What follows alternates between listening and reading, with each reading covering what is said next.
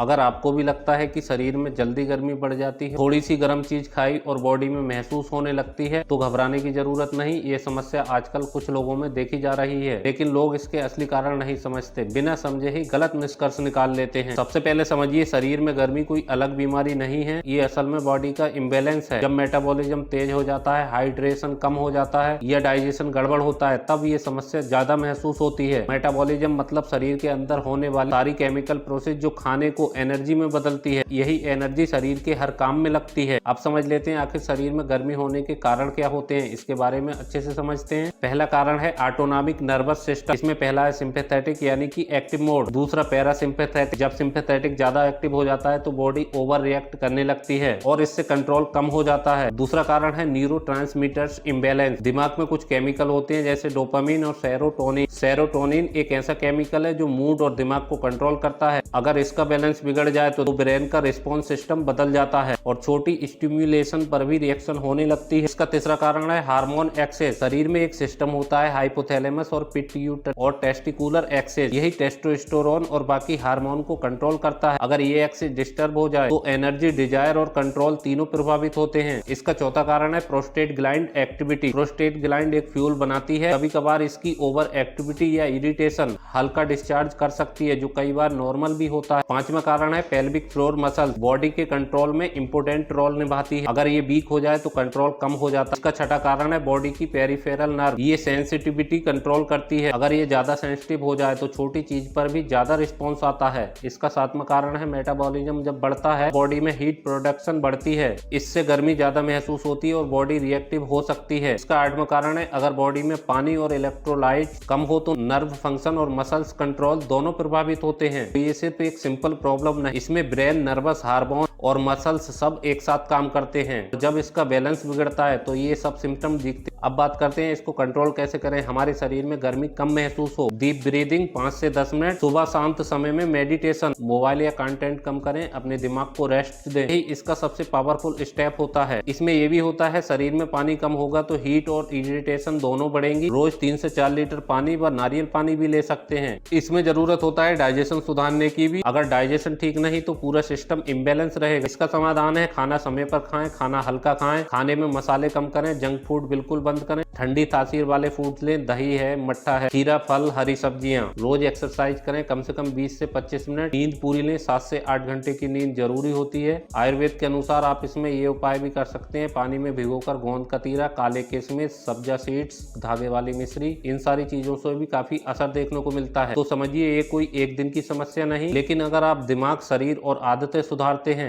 इन तीनों को बैलेंस कर लेते हैं, तो आपको काफी सुधार देखने मिलता है। ये वीडियो शिक्षा उद्देश्य से है, व्यक्तिगत जानकारी के लिए परामर्श लेना जरूरी होता है। धन्यवाद।